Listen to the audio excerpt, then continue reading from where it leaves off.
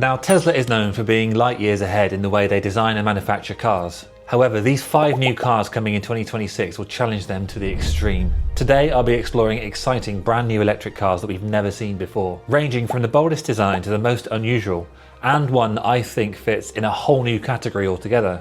Later, I'll reveal what I believe is the car that will be the most disrupting to the whole industry, forcing car makers like Tesla to level up. And it's from one of the legacy brands too. These are all coming to the UK as well, so we should be seeing them on the roads before the end of 2026. So let's get into it. First is a car from a brand that needs to prove themselves the most in the EV industry, in my opinion. The problem here is the car that's being released already have a few competitors in this space that are really well established. Most notably the likes of the VW ID.7, the Hyundai Ioniq 6, Polestar 2 and the BYD Seal. So entering this space will not be easy. It's the Mazda 6e, Mazda's second attempt in the modern era of an electric car, after unfortunately the first didn't do so well. Check out my other video on that as to why. Mazda has chosen a sporty yet luxury saloon car instead of releasing one of the thousands of SUVs that are available on the market. So I'm glad they've done something slightly different here. Their whole press about the car is combining technology and craftsmanship. So they want to appeal to those that love the Japanese approach and those that love tech. They also talk about unity of car and driver, with the driver-centric focus for the position of the seat and the dials, embodying Mazda's sense of harmony between the driver and the machine, known in Japan as Jinba Itai. The interior is intended to be spacious and calm, with a minimalist cabin that's intended to be open and inviting as well, based on the Japanese concept of Ma,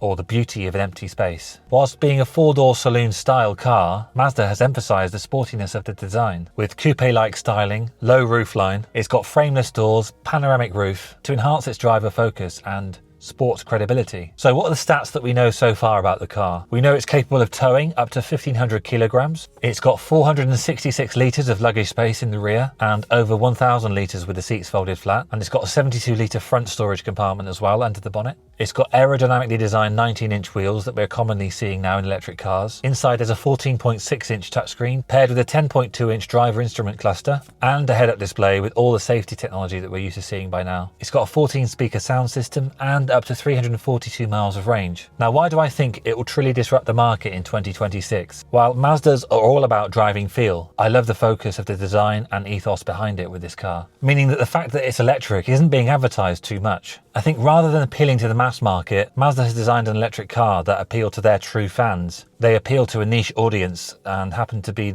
appealing to those who just want to switch to an electric car. The car adds also a lot of luxury features to the mix as well. It does have an awesome design, I think, especially in the interior. It looks really high quality as you'd expect from Mazda, while still having that core Mazda DNA and having that driver feel and focus. So when is it expected to be released? Initial estimates are early to mid 2026, so hopefully by summer they'll be popping up in dealerships all over the country. And what about the price? Well, estimates are that it'll be around £40,000 to £46,000 that it'll start from. Unfortunately, I think Mazda might struggle a little bit with this in terms of volume of sales, and they've got a lot to prove when it comes to electric vehicles after their first vehicle was a little bit of a disaster. But it really does look the part with a cool, striking design, and it's entering a new phase for another Japanese car maker. This car maker is also basically starting again from the ground up, where we're expected to see 7 new models by 2030. This one in particular is coming first, and it's an SUV, going to compete with the likes of Tesla Model Y, Hyundai Ioniq 5 and Skoda Enyaq. Now, the Honda Zero series is a completely new platform designed from the ground up to be electric. The Honda Zero SUV particularly emphasises a lounge-like environment, autonomous driving,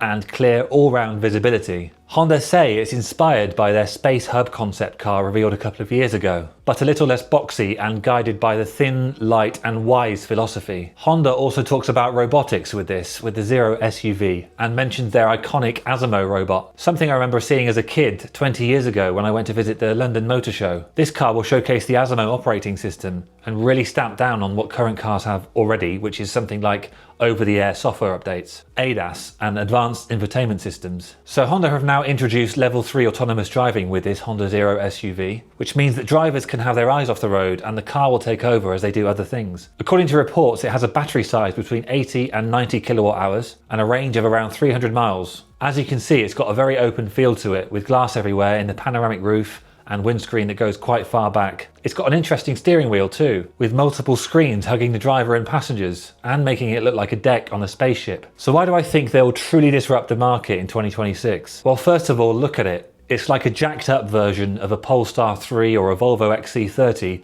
but with a much more minimalistic, futuristic design. It's a rare steer-by-wire driving system, meaning the car's steering wheel isn't attached to the wheels in any way. And we only see this now with a few cars, notably the Cybertruck. And also Honda had to start again with their EV lineup and designing a new platform, because their first electric car of the modern era, the Honda E, really looks the part, but didn't deliver on range. So they really went bold and leapt forward into the future with this design, which incidentally is why it's called Zero, which reminds me a bit of the Linkin Park album, which is From Zero, having started again with a new singer. So when is it expected to be released? Honda say sometime around summer 2026, and it's expected to be around £45,000. But what do you think? Does it compete well with the likes of already established Tesla Model Y, Hyundai Ioniq 5 and Skoda Enyaq, like I talked about earlier? Now this next one is huge because it's what this company is describing as a rebirth for the brand. We've seen them quietly sitting in the background for a while with depleting sales numbers, but in 2026 they are back. They're now coming back with their most ambitious and most expensive car ever. This next one isn't just about the car that Jaguar are releasing, it's about the brand and the new era they're entering now. This all-electric, all-new GT four-door car that we don't know much about at the moment, but it will be sitting on the brand new Jaguar electric architecture platform. It's been described internally as the successor to the E-Type, which is big, bold claims from Jaguar. But when you see the proportions of what we've seen so far, with its low-slung, long bonnet and small kind of cabin,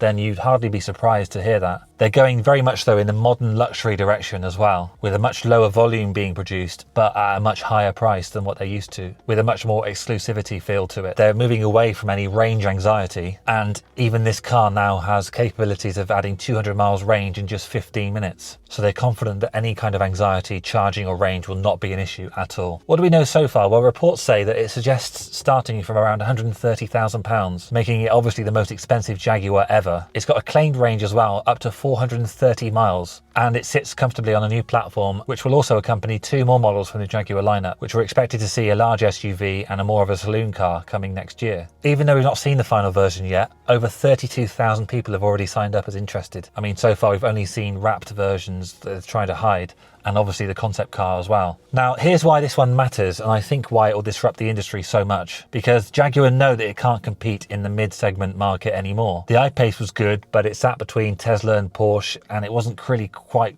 good enough for its time with its poor efficiency as well. So they're going up market now, just like the Range Rover models in their Land Rover lineup. This new GT car is a proper Grand Tourer, nothing like anything that's ever really been released before. So when is it actually coming out? Well, later this year, apparently Jaguar will release a close to production concept car, and delivery is expecting in 2026 sometime. It's resetting the brand's DNA altogether. The only problem here is the price and the uncertainty about the brand reliability as well. So let's see about this. Now, if that doesn't get you excited enough, what about something from a brand that have revitalized even the redesigned model of an 80s classic that we've seen before? Yeah, this one's very different. Now, before we get onto that, if you're enjoying this video so far, please hit the subscribe button, as it massively helps out my channel. I'm only just starting out as a creator, and you're going to get so much good content from me in the future, so I wouldn't want you to miss out on that. It just takes 5 seconds, totally free to do. Hit the subscribe button, and I'll see you on the next point. Now, this little French brand recently made their own version of the newly revived Renault 5 and came out with the A290. This is the first from the manufacturer, and I think it was an excellent marketing trick to boost immediate presence for their brand. They took an already boldly redesigned cool car and modded it essentially. Alpine are a Renault sub-brand and have been around for many decades now. Now, they did have a break for about 20 years, but they recently came back with a cool Lotus-like tiny sports car called the A110. Now, this upcoming car is a rival for the likes of the BMW iX2, the Audi Q4 e-tron Sportback, and even the Porsche Macan and the Hyundai Ioniq 5N for the handling and performance point of view. Now, the A390 is a new, bigger SUV come sports car that kind of blends the petrol-fueled A10 with the A290 to make it a true driver's car, and that's all electric. So they want to emphasize lightness with the A390. It's a sport fastback, and I think it's kind of a new era and a new way of designing a car. Notice no use of SUV in the wording here either. And Alpine are making it all about performance and how it handles. It's got an F1 inspired front wing and steering wheel. It's got a feel at one cockpit with overtake button and track mode. It's even got telemetrics coaching to improve your driving and track times. Really leaning into the motorsport brand with this car and blending it with versatility. So the stats that we know so far It's got 470 horsepower and up to 824 Newton meters of torque. Does 0 to 62 in 3.9 seconds. Quite a big 89 kilowatt hour battery, up to 190 kilowatt rapid DC charging and around 345 miles of range. The GTS trim gets Napa leather or Alcantara covered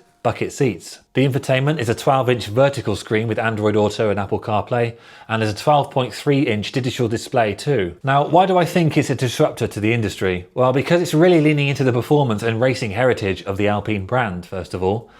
We've hardly had any dedicated performance cars that aren't from supercar brands yet in the electric car space. And Alpine are leaning into it so much that it's actually been described as a racing car in a suit. That's what Alpine say themselves, by the way. It even has active torque vectoring for incredible cornering capabilities, all-wheel drive traction and 3 electric motors. So when will it be released? It will be open for orders by the end of this year in 2025 and expected deliveries in spring 2026. Prices are estimated to start around £60,000 for the GT model and £70,000 for the GTS model. Now, before we get on to the biggest disruptor in the industry, there's a few honourable mentions that are coming out next year that are really innovative and cool. There's a new Fiat Panda that's electric, the Hyundai Ioniq 3, and even the Cadillac Lyriq, which is not really worth mentioning too much, but it is apparently coming to the UK and having a whole relaunch of the Cadillac brand here in the UK. Now, finally, this car is from one of the legacy brands, and it's a car that's actually been around for a while now, but now redesigned completely from the ground up for next year, with a new evolved design language that we really need to talk about here. So let's get on to it. Now, BMW aren't new to electric cars. They've been around since 2013, actually, with the i3, so they should now know what they're doing, which is why I chose this next car. Because it's from such a big brand, making such bold moves and really making range not an issue at all, the new iX3 is a game changer, and here's why. It's the first car off of the German brand's newer Klasse models and their design lineup. The aim for it is to be as innovative as possible. Technology that enriches the driving experience, and at the same time, BMW want to act responsibly. With a lot of recycled content,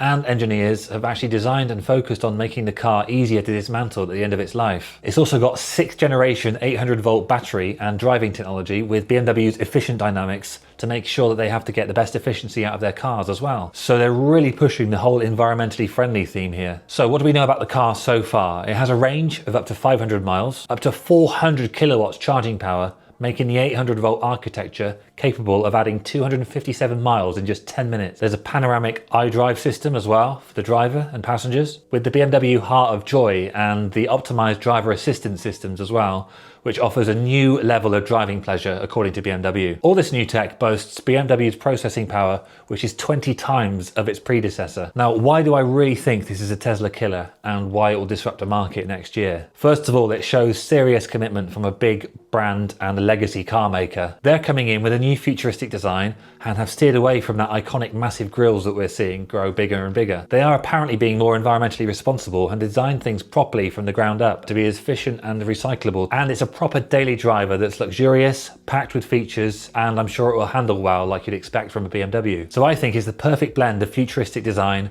practicality, performance and luxury. And that brings me on to price. Despite all of this technology inside, that massive range and a new design language, the BMW iX3 is rumoured to be coming out as soon as March 2026, and prices start at just under £60,000, which makes it a lot more exciting and a bit more affordable than some of the other cars on this list. So I can't wait to get behind the wheel soon. Which one do you like the most out of this list? And did I miss any out? Thanks so much for watching. Watch this video next, and I'll see you on the next one. Peace out.